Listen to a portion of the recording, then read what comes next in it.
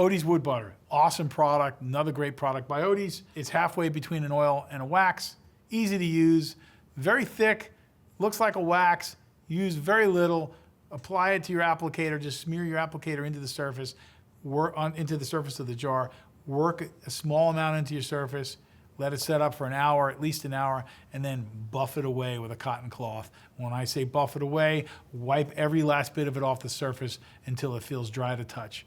Let it cure. You'll have an amazing finish with a beautiful build and beautiful sheen and nice soft luster. Odie's Wood Butter's coverage is about 800 to 1,000 plus square feet per jar.